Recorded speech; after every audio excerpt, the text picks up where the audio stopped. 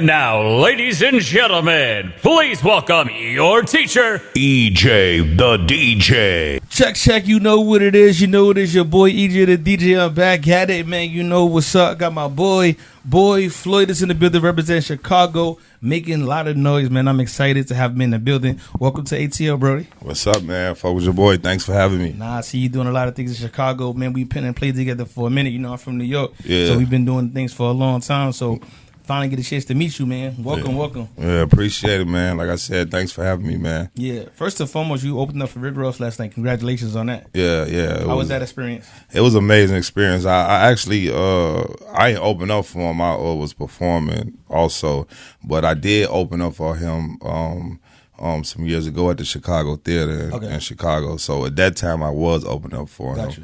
This time, it's like a full circle moment. I was performing live, you know. That's definitely dope. So Chicago, man. Let's talk about Chicago for a little while because the music scene in Chicago is like really, really big. Yeah. Describe Chicago for some.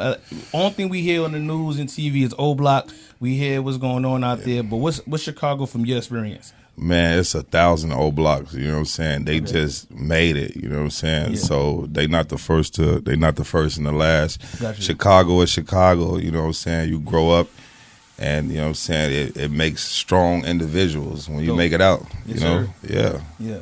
So like, how is Chicago? Because you know every city got their thing, and everybody. Chicago's a beautiful city. Yeah. I was experienced in Chicago. I want to say in 2020 for the All-Star Weekend. I was out there, had a great time. How was Chicago? Like, break down Chicago to somebody that never been there before. Man, it's a beautiful city. Like, besides like the heat we get, you know what I'm saying, for the violence and everything, you know, that's everywhere. But besides that, it's a beautiful city. The food is good. Yes, it is. The downtown looks amazing. The women are beautiful. For sure. So everybody don't talk about that, you know. They definitely don't. Definitely don't. And they got some good pizza. I ain't gonna lie, because you know everybody say New York got the best pizza. So, but I ain't gonna. Chicago got some good pizza. And we don't do deep dish. If you from Chicago, you don't do deep dish. That's what they think. Like we all eat deep dish. No, we don't do that. Got you. So how do you get your name, Boi Floyd? Well, actually, like I had a group called Southside Gang. If you're familiar with that, I always consider myself a gangster and a gentleman. Okay. Southside Gang, Al Capone. Okay. You know what I'm saying? You know, he came and made his stamp here in Chicago. So I'm from the South Side, so we was called Southside Gang. Gotcha. And me and my guys, like, we all adopted like mafia names. Mine was Boi Floyd. I dropped the pretty because shit can get ugly. You know what I'm saying? Yeah. My homie, his name was J Dill. That was short for John Dillinger. And my other homie, his name was Vociano, was like a play on like Lucky Luciano. Yeah. So that's what we was rolling with at the time. We was just young. In Inglewood, we was doing music. Like, we was lit. Everybody knew us. So that's the route we took. At what point in time you said, "Yo, I'm taking music serious. I'm going full throttle"? Man, when rest in peace, my granny, she passed away earlier this year, and I was in the hospital with her, and she told me like, this was some years ago. And she told me, she was like, "You got it. I just want you to go up and be a good man and chase your dreams." And it just put the battery in my back to like just believe and not second guess who I am. Yeah, that's important. See, that's why I always say, you know, go for your dreams. How was the Chicago music scene? Because, you know, there's a lot of talent in Chicago. I feel like Chicago don't get the recognition that they deserve. Yeah. Because the violence. But when you get past the violence, Chicago is a beautiful city. Yeah. There's a lot of great people that came up from Chicago. Explain that music scene from Chicago aspect from somebody that haven't been there before. I feel like the music scene is a little bit like competitive. Like, of course, like it was built off blood, you know what I'm saying, and bloodshed. Yeah. Okay. So, but in other words, like people have been, you know, biting off Chicago for many, many years. You know what I'm saying? So when the drill scene came, it made it so competitive that like if you made it, you had to protect whatever you had going on, and the only way to do that, they was feeding into the violence. Yeah. You know what I'm saying? But now I think that's slowly but surely like becoming deceased because we all realizing like it's better strength than numbers. It definitely is, 100%. Yeah, but it's definitely a competitive type of thing, especially like when people are glorifying us for negativity. Yeah. That's the route people gonna take. Got you. How do you feel about drill music? Do you feel your music is catered toward drill music? No, not at all. But I tap into it sometimes. Okay. But I'm a well-rounded artist, an entertainer. So you know what I'm saying. Like, Yeah. when I'm doing my shit, I don't even listen to other people. I gotta respect that. You know what I'm saying? So yeah. Sometimes yeah. it's better when you don't listen to nobody because you get your own style, your own flavor. You do it the way you wanted to do it. And That's what makes it more authentic. They call it like a crab in a bucket, but I'm gonna go find my own bucket. You know what I'm saying? So, I like that. Yeah. How long you been doing your thing for? Well, I've been musically inclined all my life, but like taking it serious like 4 years now, and it's been working out for me. So you do like you say musically inclined. Describe what that is to somebody that don't know. Just having a gift to do music, like not even just do music, because anybody can do music. Having a gift to like touch people through my music, you know what I'm saying? Yeah. And I think that's one of the greatest parts as being an artist, if you can make a song that can grasp the souls of many people. That's important. That's important. That's definitely important.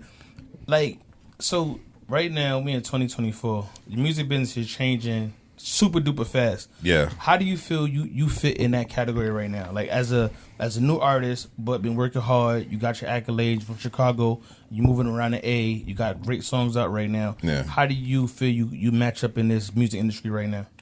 Just keep reinventing myself and having my own sound. Like, I look at myself as my own competitor. You know, I salute everybody on what they doing, and it's just continue just to reinvent myself, and most importantly, like just finding something in common with millions and millions of people and being able to talk about it, and also being a little vulnerable through my music, because my fans, I want them to like really know me a little bit, like it feel like they know me. You know what I'm saying? I like that you said keep yourself vulnerable. Yeah. Explain some scenarios of what songs that you have out right now that you have yourself where you showing vulnerability. Find a Way. You know what I'm saying? I made that song at a time in my life where like I was ready to give up. You know what I'm saying? I wasn't in the best position at the time, and I was ready to give up on music, and I ended up plugging up, and that's what came out. And I actually like that song. I've been playing that song on Fubu Radio. So if y'all don't know, I play that song on Fubu Radio a lot on Find a Way.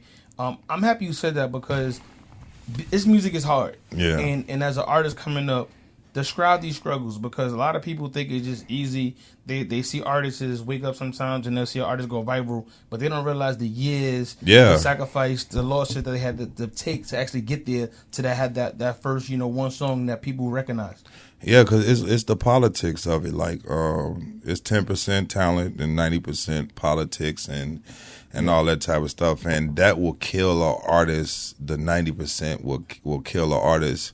Like, I've been in situations and I'm like, nah, this is not for me. Like, I walked away from a lot of stuff because it constricted and compacted my artistry. And I just feel like as an artist, you have to be free. Yeah, no doubt. You know, I never want to be backed up in a corner, because this is my bread and butter. Like, you know what I'm saying? This is my children I'm birthing. Yeah. So it's like for somebody to just try to grasp complete control over that, like it'll kind of like, you know what I'm saying? Yeah. So it's safe to say you don't want to get signed to a label because you don't want to get put in that box.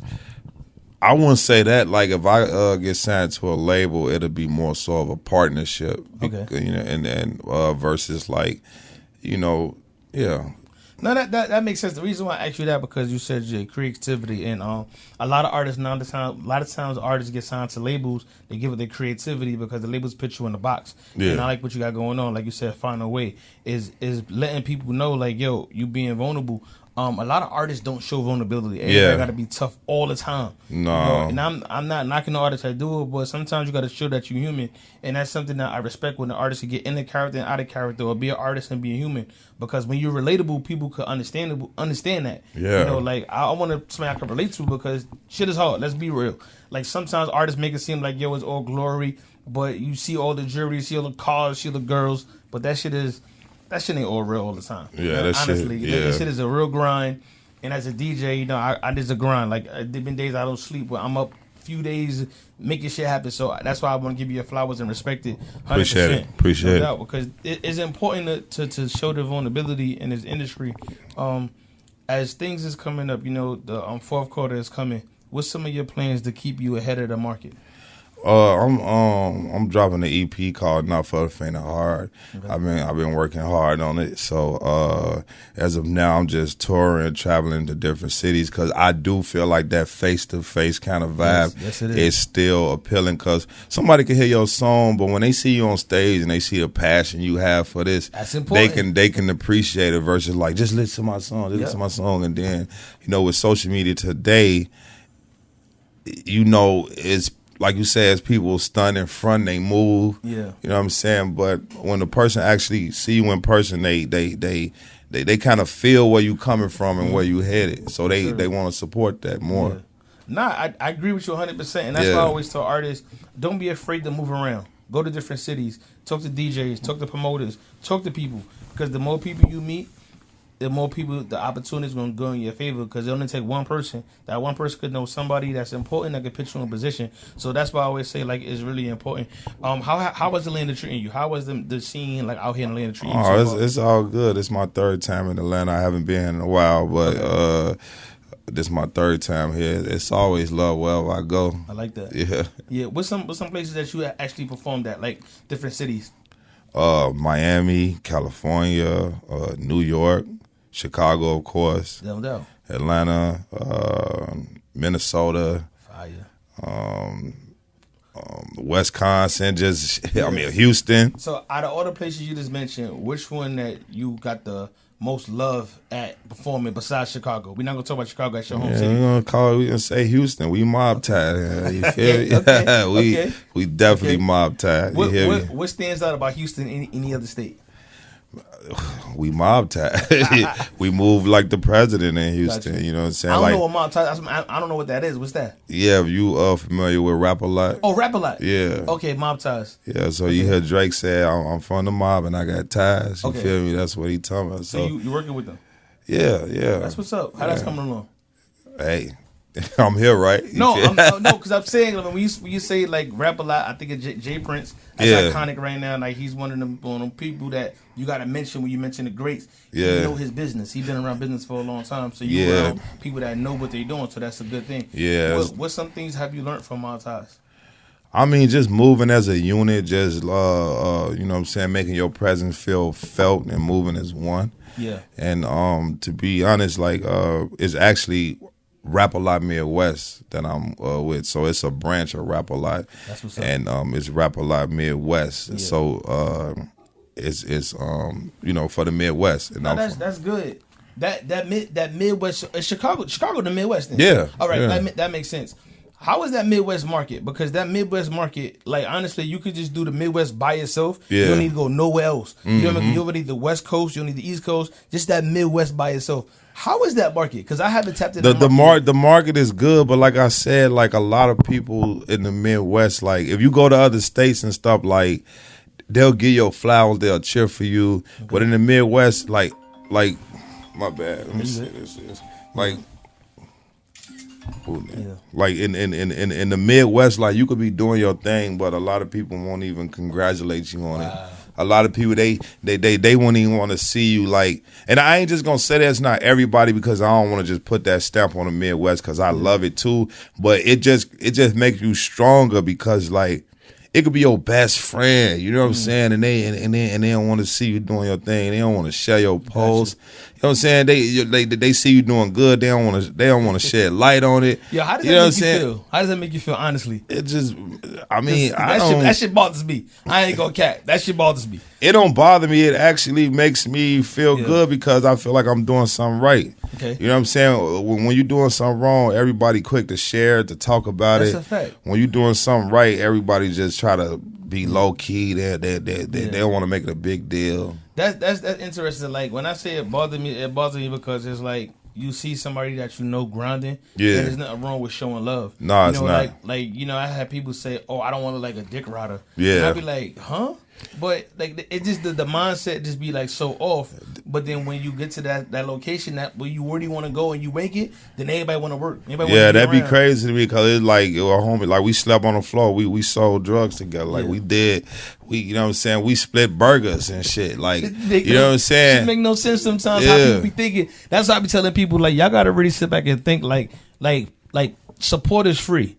Like it's important. This is the important stage right now when somebody is growing. It's supporting them support because everything that goes up comes down, and one day you might need that opportunity to be around. Don't miss the opportunity because you was in your feelings. That shit ain't cool. Just my personal opinion. That shit ain't cool.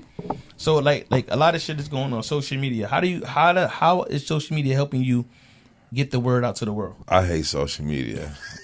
I'm gonna tell this again. Like I say this all the time. I don't like being in nobody's business, and I hate people in masks. I gotta respect that. But it's just something to adjust to because I'm not a gimmick.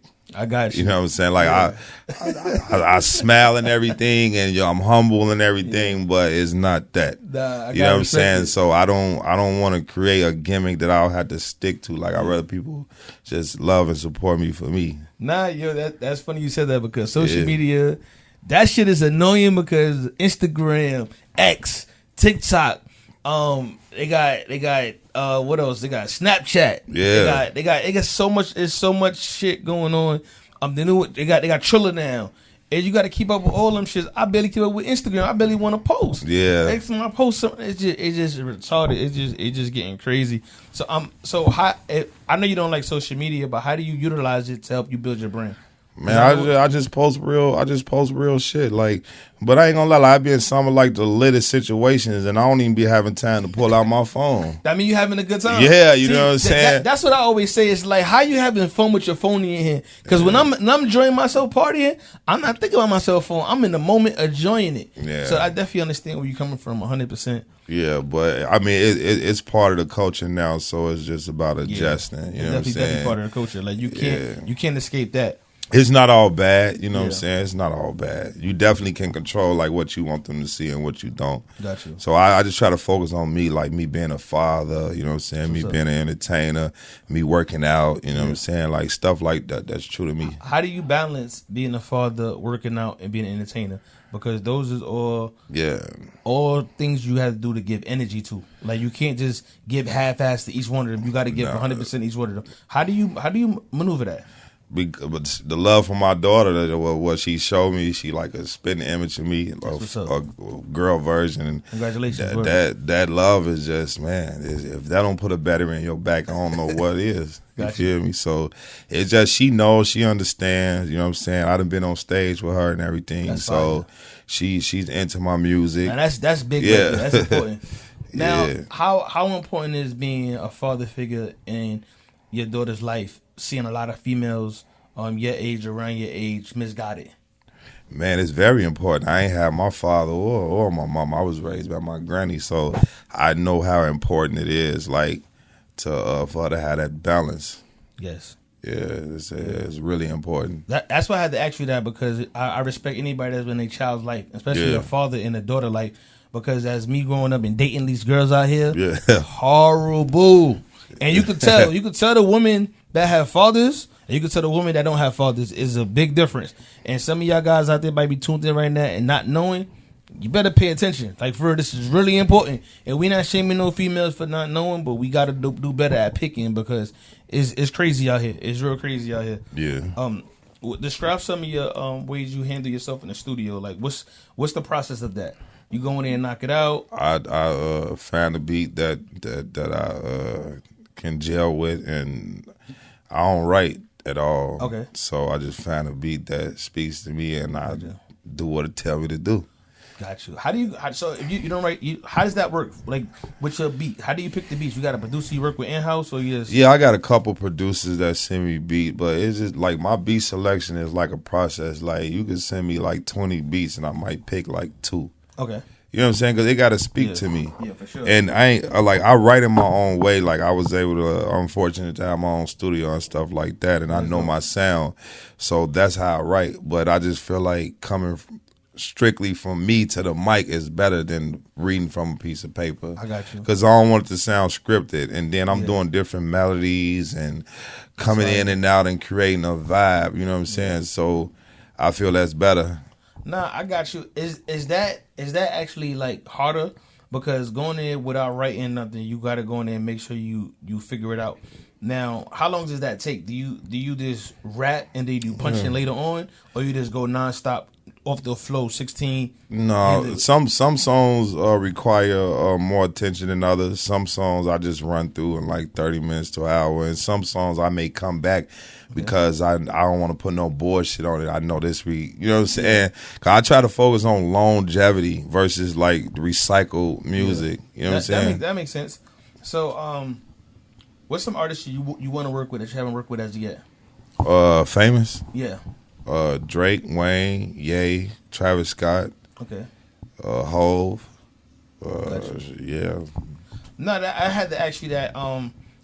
If so much is going on in Chicago, music scene is going good. Your EP coming out soon. How many tracks they got on it?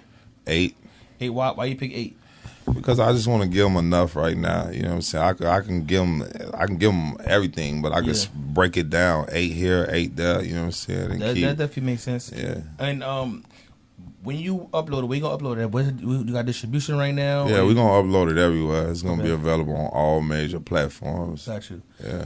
No, that's what's up. So, like, how do you see yourself for the next 3 years? With everything going on in the hip hop right now, you building your name up really well. The 4 years you've been taking it serious. Where you see yourself for the next 3 years? Walking out of my robe in a big ass house and getting my mail and going back in and I love it. chilling out. You feel me? Relaxing, longevity, generational wealth. Got you. Yeah. Are you how you feel about Kamala Harris and Donald Trump going this year? Well, how you feel about that?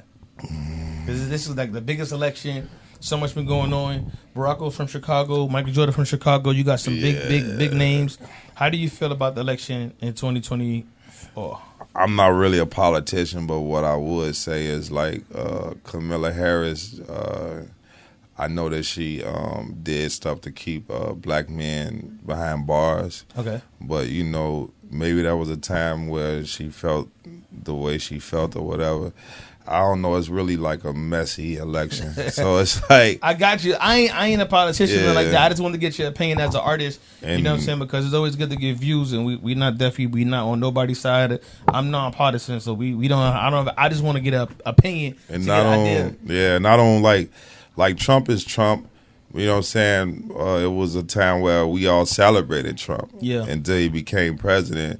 But what I would say about Trump, whenever his time comes, he does have one of the best lives ever to do what he did and then become president. You right about that? Like, you know, so he does have like a, you feel me? But, I mean, it's politics. I don't get into it like that. I don't want to speak on what I really... I got you. It just, you know what I'm saying? I get it 100%. Yeah.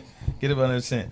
So, what's some artists you listen to right now? Like, we got the artists. What artists that's in your deck right now? Like, if you had, what's the 3 artists you listening to? I can't even say that. Like, to be honest, like I really be listening.